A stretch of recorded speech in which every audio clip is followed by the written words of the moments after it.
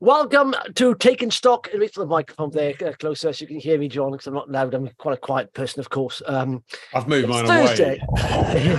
It's Thursday, 20th, of course, of July 2023, and we're into quarter two, is it? I think we are. John's there, John the Bull, Justin the Bear. Sorry, other way around. All the way around, man. I was going to say here, yeah. John the Bear. If you have any comments, by all means, hit that like, subscribe button as well. And I'm not sure if you can comment unless you subscribe. I don't know. Maybe that's the thing. But okay, let's start off with just checking out the indices, John. Because a cracking day yesterday in the markets. Like I say, it did feel like vaccine day back in November 9th, 2020. And so the indices looking good again, all green. FTSE up, 0.6. FTSE 250 a little bit better, 350 same, all share same, lagging a bit though is the AIM all share.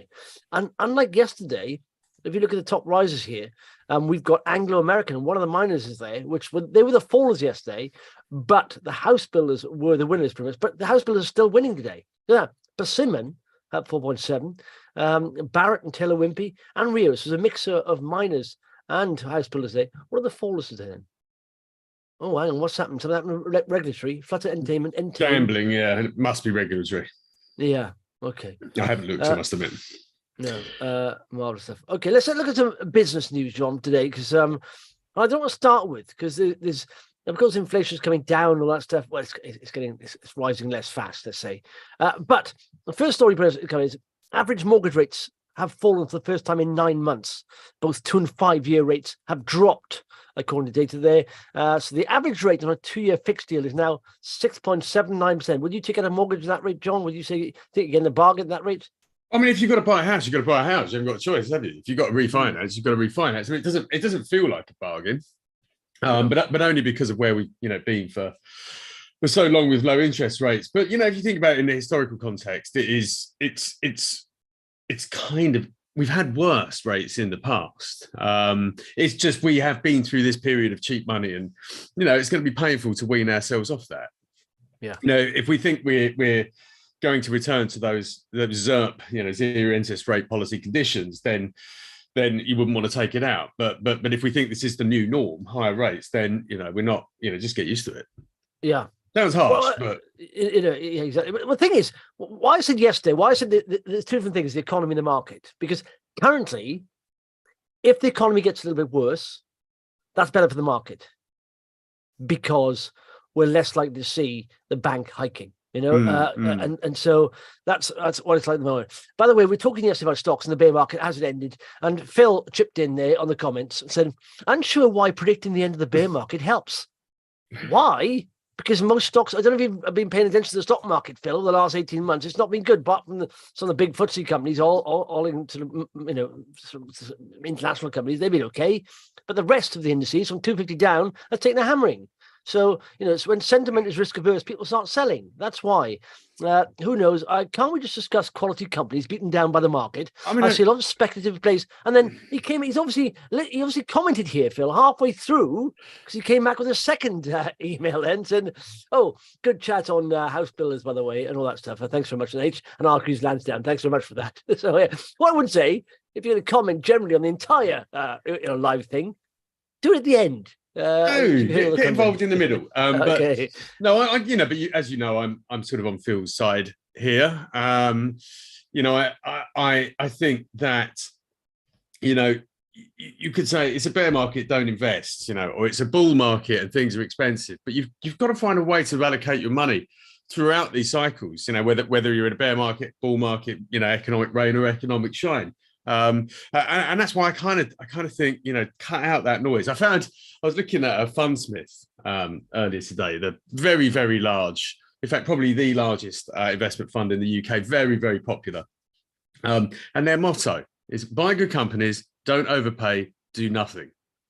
And there is a lot of sense in that. This is Terry Smith, very successful fund manager.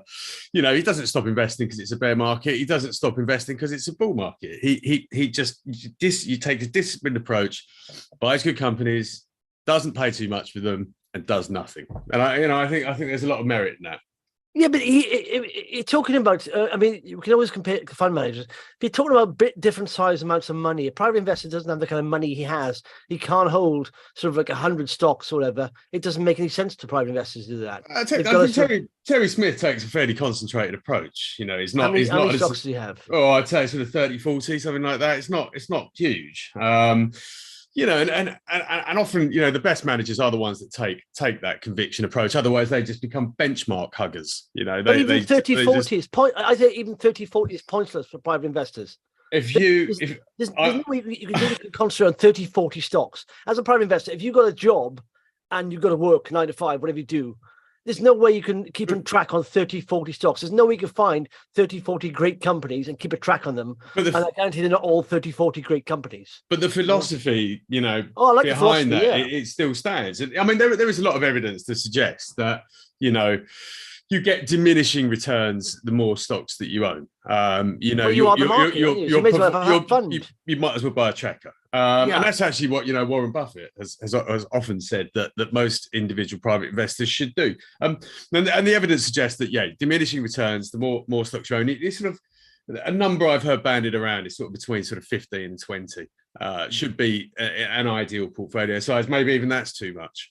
Well, I was talking about mates in the weekend podcast. I said, this is how it should be, essentially. And I sort of made this formula up. I said, take your age, half that, okay, but add that to your age. So say like you're 40, okay, 20 is half that, and that's 60% of your portfolio should be in if it's not your full-time job. If you've got to work and do something else, 60% of your portfolio should be a low-cost diversified fund, like a tracker or something. Mm-hmm. And then the other 40%, look for individual stocks, you know, but don't go above 10, because you pretty much got your portfolio covered with a big, you know, diversified fund anyway. But you're looking for outstanding companies and don't go crazy on them. But and then as you get older, of course, that number increases, the percentage gain. So that's what I'd say. I mean, I've done surveys on this. Yeah, I've done surveys on this, right, on Twitter, and you'd be surprised how many people, literally private investors, would go for one or two companies in the highest risk sectors possible, like oil and gas, wildcat drills, or companies on the edge of going, you know, bust or bankrupt. And I'm thinking, what are you doing? It's insane. That is, you know, everything's gambling, but it's about probability, and the probability on some of those stocks, you won't get your money back. The odds are against you getting a return. You know, well, I've never thought of investing as gambling, you know, and I've often heard it described as gambling. There are types of investing. Oh, I love this, because we have a cracking discussion here. Do you know why? I'll put my theory, because I thought it was long and hard, okay, about why is gambling. And I say, basically, what is gambling, right? And you are staking some money to make more money, but it's based on probability. And everything is in life. Everything's based on probability. Now, I give this example a couple of times. Say, if you cross your road, or a busy road, all right, and you put earmuffs on and blindfolds on and walk across, a good chance, there's a high probability you may get knocked down. Now, if you take off the eye covers and the earmuffs and look around, then you probably get across. It's all about probability, and you can change your probability when you invest in stocks, whether the companies with cash generating, all that stuff, the valuations, the growth, all that. So it's all about probability. So that comes down to gambling. So essentially, life is about gambling, essentially, to a certain level. It's all about probability. I wouldn't call it gambling. I would call it risk and risk management. You know, and actually, do that gambling. Well, I mean, I you know, if you invest in something that is, you know, a highly speculative venture, you know, there's a 50-50 chance it's going to run out of cash. You're taking on a massive risk. But the flip side of that is, if that company doesn't go bust, or, you know, does manage to raise money, or it hits pay dirt, if it's drilling or whatever it might be, then the rewards are going to be massive. And everything is about that risk-reward trade-off. I must admit, I can't see much of a reward for walking across the road blindfolded. That's you're getting to the side, they're dying. That's the reward. Okay, that's break even. But the reason I do think that stock markets are not gambling, which is what I've, you know, in their truest sense, is because you can go away and give yourself an advantage. You can do research. You can take very, very calculated risks that massively improve your probability. And it goes back yesterday to what we were saying. That you were snobbish about the word gambling. I was for a while, but I realised no, you're right. But there's different kinds of gambling. Like, listen, I mean, putting your money into wildcat oil drills, the odds of success there, probably 5 to 10 to 1. That's like exactly like betting on a second, third favorite in a horse race with 20 more runners. Exactly the same. There's no difference, pretty much. That's the odds. It comes down to the probability of winning or losing. It is, and that's it. And it is funny. When you go for like for example, the higher up the chain you go, a market cap, like you get a company, for example, with long recurring revenues, good cash generation, good margins, they've got a history, of trading well, then the chance of you getting a good return there are like odds on. They're above 50%, not rather than odds against. So, true. But they go. So the more you go down the market cap, the more odds against. But the risk then goes, the reward also goes up. But there's a way of manipulating that. It's all about probability of risk. Anyway, there's a commentator there saying, "How many stocks do you guys own?"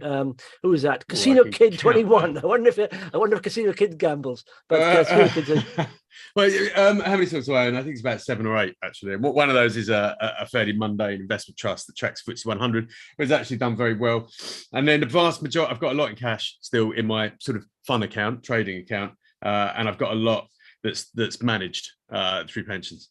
Okay. So how many which actually gives me exposure. The managed stuff gives me exposure to a lot of the big US tech. So it's done. Yeah. It's done really well. So generally, you personally, the stocks you bought yourself. How many stocks have you owned yourself? About 7 or 8. Yeah.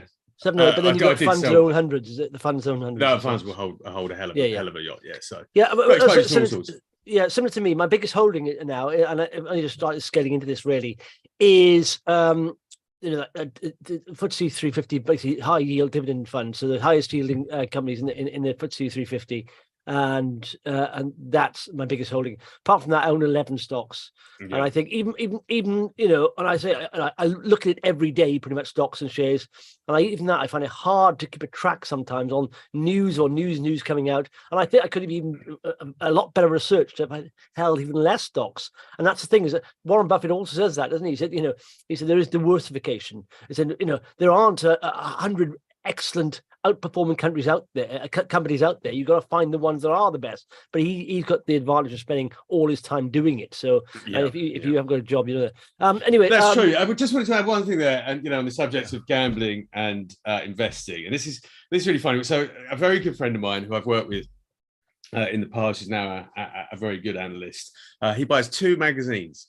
One of them is the Investors Chronicle. And one of them is the Racing Post. Well, you'd be surprised. I hate gambling on horses. Right? Once a year, my friends invite me. We've been doing it for years. Go to Cheltenham in November, and I hate it. I hate losing money. And one of the mate who organises it loves gambling. Doesn't like investing, but just loves gambling. And I see a distinct difference between that kind of gambling or that kind of staking money to make money thing. And because I see stocks and shares as a way of you can manipulate the odds in your favour as against odds against. I mean, for a long time I didn't say it, but if you actually position it in your head as gambling, you take it a bit more seriously and realize it's a bit more about odds. How do I sway the odds in my favor? And there's certain ways of doing that, like strong balance sheets, good growth, good value in a good sector, all that stuff. That's swaying the odds in your favor, pretty much. So I think with gambling, my view of it is that if you don't win, you lose. Whereas I don't think that's always the case with investing. You can lose for a bit and then win. Or you can lose for a long time. Or you lose for a long time. Horse race. So, do you know what's annoying now? Supermarkets, Asda. I don't know if you saw the Asda boss. He was up in front of the select committee yesterday. A really poor performance, I thought, but he just denied things, didn't say a lot. But Asda now, they said they're going to do a round of price cuts. And you think, and it's just getting nerves at supermarkets. Every time they come under scrutiny about their prices, they start cutting prices. Thinking, well, why didn't you do it before? Wow. Why is it just coincided with you being under the eye of the governments and scrutiny? Are you doing it now? By the way, wheat prices, I was sharing.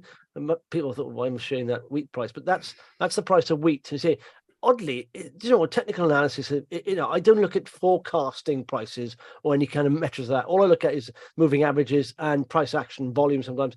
And it is odd how you see the 200-day moving average hits that, comes back. but Russia's bombed some areas, haven't they, of Ukraine? And well, they've backed out the grain deal that they had that would have allowed Ukraine to export from its Black Sea ports, and that's quite significant because Ukraine is of course a major grain producer. Or although I expect other grain producing regions have probably responded to what's going on in Ukraine by attempting at least to increase output. We've got a lot of grain producing around here. It's incredible, and the weather's meant that they've had a really early harvest. It's they're off already, so you see them putting second crops in, not necessarily of grain, of course. But yeah, this is so yeah. Russia pulled out the grain deal and then decided to launch some attacks on Ukrainian grain facilities. So yeah, we've seen a repeat as we had sort of at the end of 2022, not quite as severe. Yeah, look at the ship. I mean, the price of grain there. I mean, it's literally that was Ukraine back in February, the Ukraine invasion by Russia. Then it peaked out. It's come back down, and so you can see we're down like 60% from that, and a lot of commodities like that. And you've got this lag effect, of this being passed into the economy. It will happen, but you've got especially like supermarkets holding up the prices a little bit, even though they're claiming they're not. But it doesn't. PPI numbers are really coming down. I mean, they're actually in minus input prices. I mean, it's quite interesting the reaction here to quite significant attack on grain facilities and the ending of the grain export deal, and what you had at the beginning of the war. And this it does make you wonder how much speculation is often involved. Yeah. In sort of markets like this, why was there any real justification for wheat spiking to that extent back at the? But is it a case of though where if Ukraine was the major supplier for many countries and they had to readjust, find a new supply chain, and maybe some of those countries or companies have found alternative supply chains in the time being, because I think it's still really unstable in Ukraine, so maybe there's alternatives there. So, but maybe better for the market, really healthier. Yeah, I don't know. My feeling is that there's a lot of financialization within sort of all markets and commodity markets. These things were derivatives, futures were designed once upon a time to help farmers manage the risk in production, and now they're something that people trade left, right, and centre. And I look at stocks and shares as well, and how much productive capital is there in the stock market versus the amount of capital which is in things like spread betting, which is gambling. Yeah, that's money that's not going back into it's all gambling. It's all gambling. Economy. But I understand I imagine productive allocation of capital. So biggest rise. Look at the biggest rise. And by the way, when we look at the biggest rises, we look at Vox here on the front page. Some articles here. Aura Technology. We'll talk about that in a bit. But scrolling down, and you'll see some of the most followed.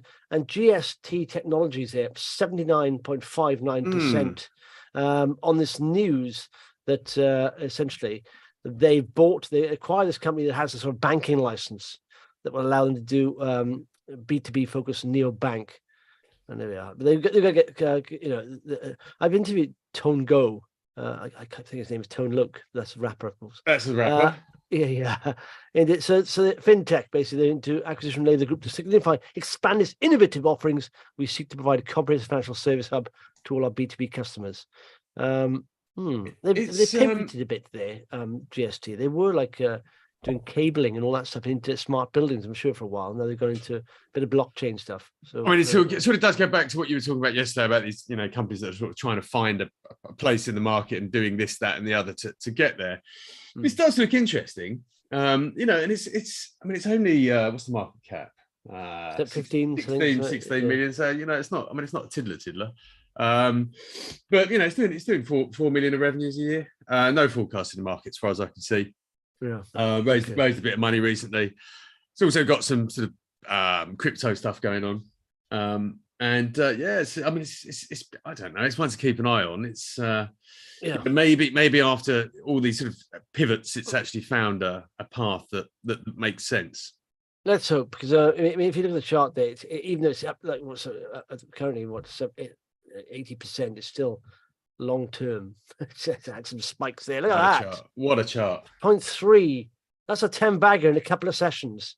That's back in 2021. That was the bull market, of course. Losers, right? I think it's a lesson here.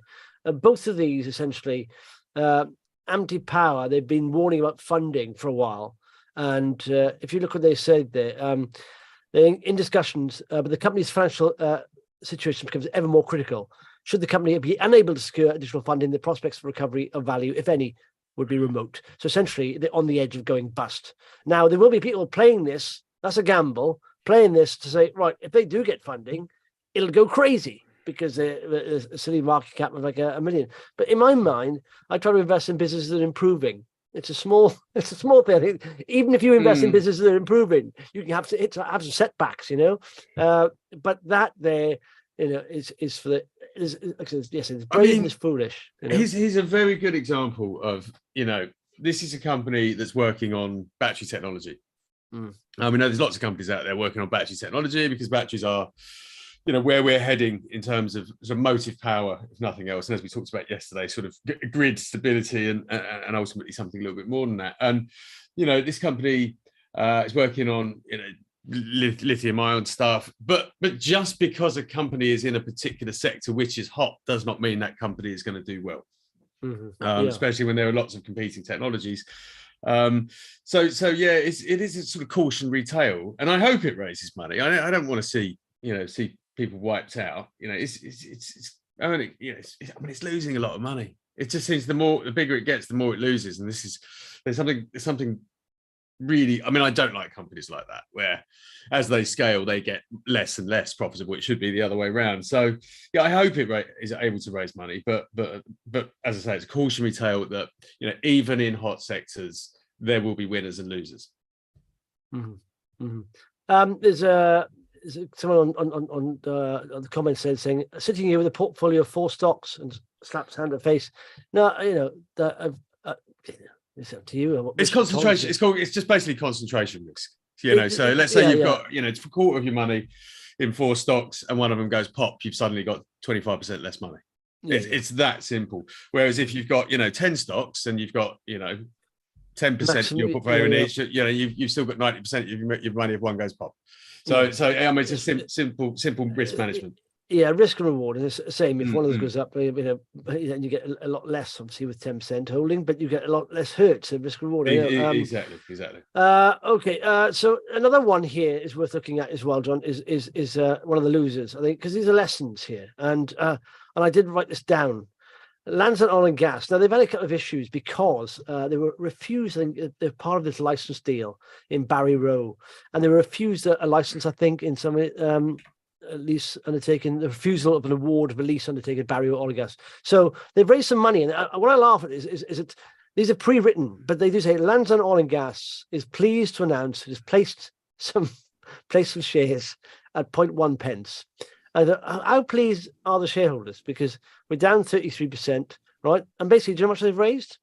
Gross proceeds of 60 grand. It's lights on. This is lights on stuff. That's not even lights on, is it? Well, we're talking about at the moment with the impact. Well, they are talking about raising a bit more, aren't they? 140 grand. Yeah, that is. I don't know how long that will last. They've got warrants in there, but that is worrying. That is literally trying to get by. I mean, they've just literally, as AMTE are hanging onto the cliff and their fingers are letting go, they've just pulled themselves up a little bit. They're not quite on the cliff; they're just hanging off the cliff. But that is a little bit worrying there. But as you said, I mean, it's also I think their market cap now is going under 1 million. But and it's a vicious cycle there, isn't there?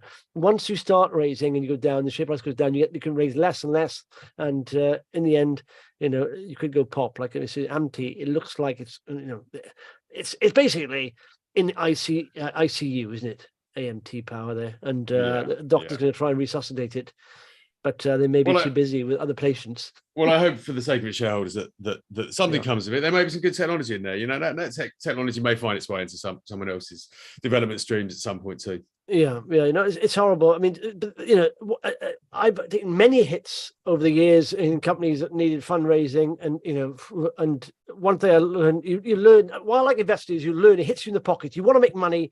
If you get wrong, it hits you right in the pocket. Exactly, does the opposite of what you want to achieve. And so, in this market, if you're going for a loss-making company, you've got to try and see they've got 12 months of cash, operating cash, and then you've got a fair sort of margin of cushion there. when we were doing our stock screens, and I think at some point we should perhaps reintroduce the stock screens within this. One of the things we often looked for was cash. We looked at the strength of the balance sheet, whether that be the cash to sort of survive a period of making losses, or just ability to generate cash, the ability to generate cash to pay dividends or reinvest. It's something we looked at quite a lot. And actually, when I kind of tracked the performance of the screens that we did, and actually, the discipline we put into choosing, applying those screening criteria and choosing stocks, a lot of them done really, really well. Really well. It's amazing how you can have rules as a human. You can have rules, and I've set many a rule. I know full well if I stuck to them, I'd make a lot more money than I have done. But when you get carried away with the emotion, the story of the stock, and it starts to rise or something, you almost like disregard some of the rules and think, "Oh, hang on a sec, don't disregard the rules." So it's like Warren Buffett. You can get books on how Warren Buffett invests. You won't stick to them though, because you've got a lot more money as well, so he doesn't have to get a bigger return. But it's the thing. There are rules, but they're hard to stick to, and. It's simple as that. I know sometimes I have made some intuitive investments previously, and they've turned out well as well. Sometimes, I suppose, but embedded in your head is a set of rules anyway. But I've done ages of research in one company, it's not done that well. And all of a sudden, with a turn of a dime, I think I like that company straight away. But when within half an hour, I've invested in it, and it's done really well. I think, well. And maybe that's because you already know what you're looking for, kind of thing, through a bit of experience. But that doesn't. It's a funny old business that you can over research to the point of information paralysis, or you're researching perhaps with an outcome that you want in mind. So you're almost looking for the things to support buying something in the research that you're doing. I'm not saying you're doing this, Justin, but it is a risk in spending a lot of time researching something. And there is again, I mean, it's much harder to prove, but gut feel is a powerful force. But it's really hard. It's hard to quantify. It's hard. There's nothing. It feels unscientific, but sometimes gut feel is very powerful. It is hard to call. I try to write things down, some of the things that have gone right, and write it down. You do pick up certain things, but at the end of the day, sometimes you do get a gut feeling about things. And almost sometimes, obviously, if you use just a scientific formulaic approach, and you don't use your gut, in your head, you think there's something wrong there. And if you don't go with that feeling, something wrong, then you can go wrong. Most followed companies, OptiBiotix, yesterday announced a bit of a news, and still Acuity going. RM, still going today. Acuity RM there. It's 8.7 million, but they've won a contract. They provide risk services and all that stuff. Just on a bit of a nightmare here. One of the most read RNS is Premier African Minerals. It's a bit of a trader stock for a long time, hoping for big time returns. But they've got a couple of things here. Off-take and prepayment. I put disagreement in there because this company they had a sort of prepayment agreement with.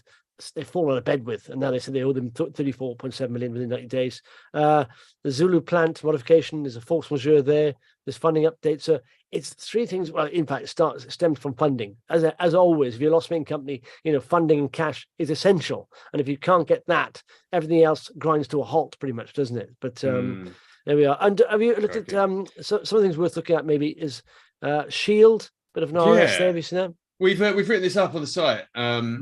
Wow, this is wow, this company.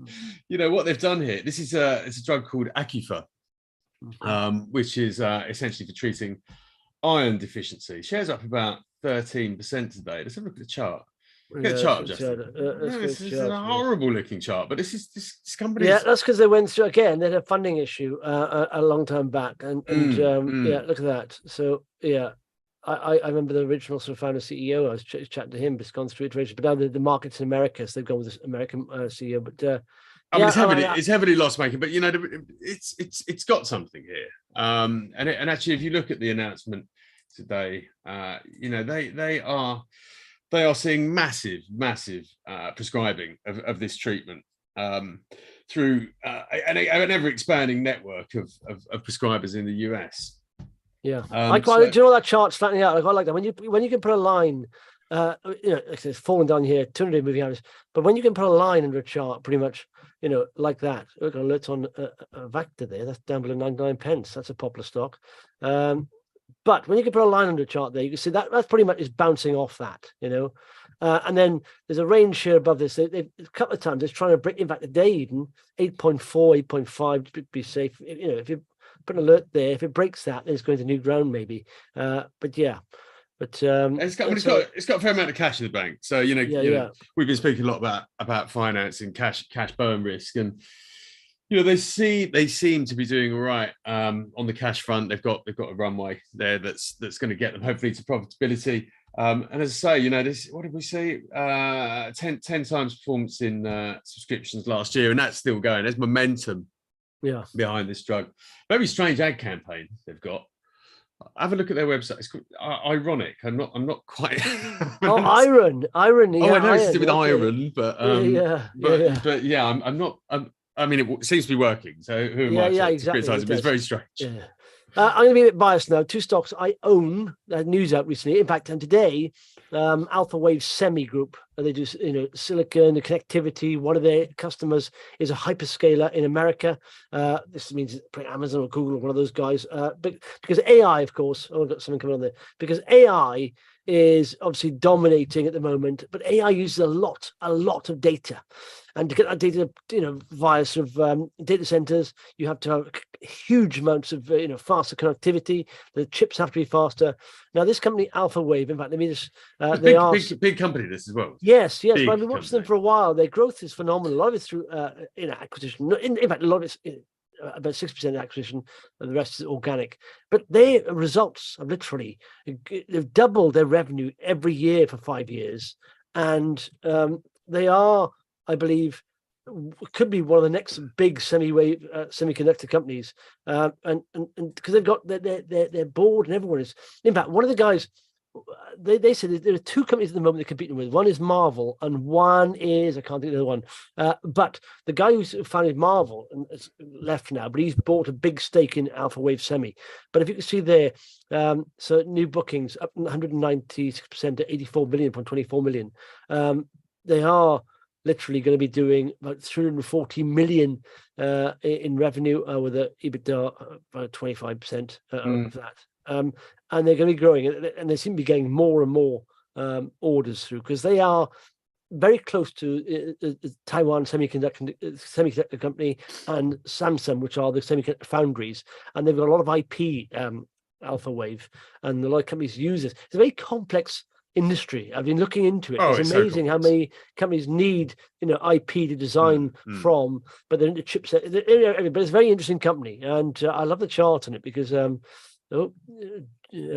chart is AWS, and this is where it came to the market. Had a couple of problems with the auditors, and they kicked the CFO, but it came to the market at 4 billion or something in America, in UK, and this is unusual for this kind of company to come to the UK.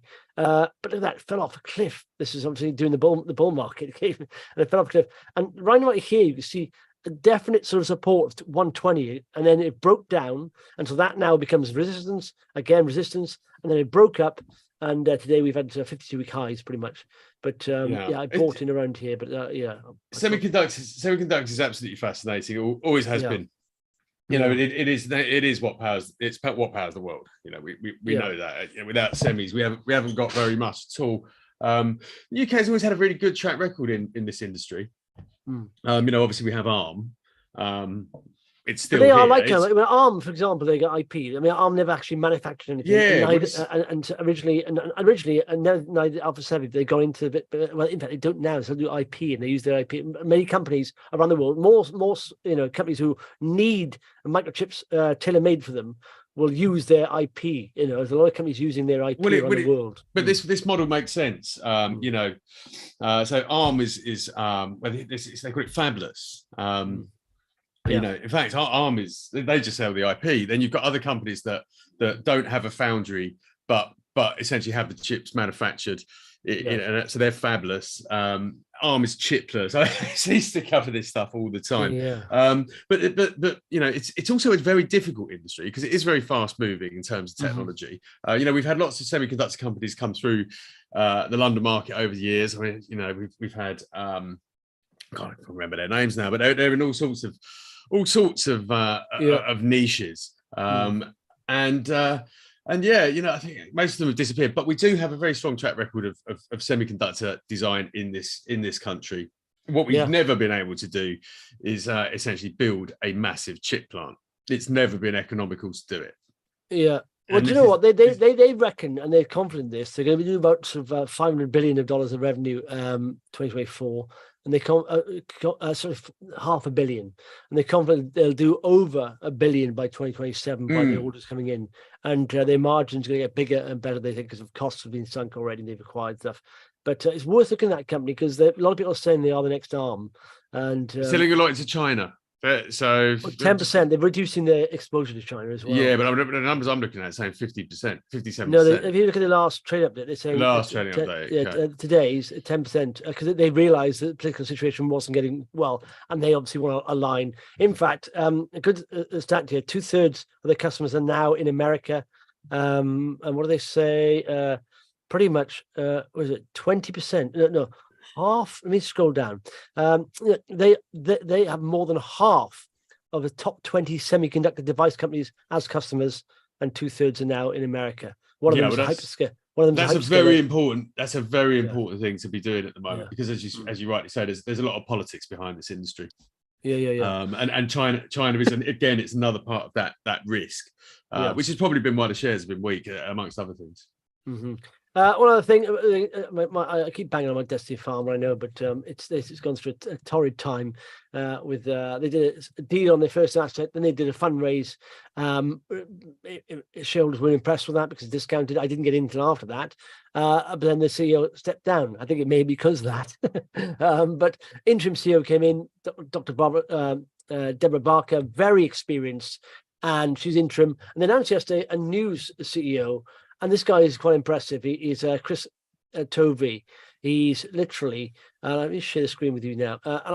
I didn't know too much about GW Pharmaceuticals, but they listed on AIM in 2001. They got acquired in 2000, was it 17 or 2021 by for 7.2 billion by Jazz Pharmaceuticals.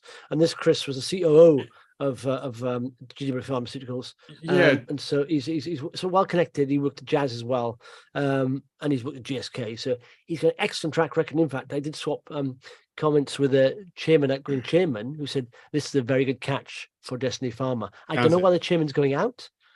Maybe the new guy's bringing his own chairman or his own team. I don't know, but I think this is a very good signing, and he's a very impressive guy. This new guy. But GW was in medical cannabis, wasn't it? Yes, and oddly, they had two assets pretty much, and Jazz Pharmaceuticals bought about 7.2 billion.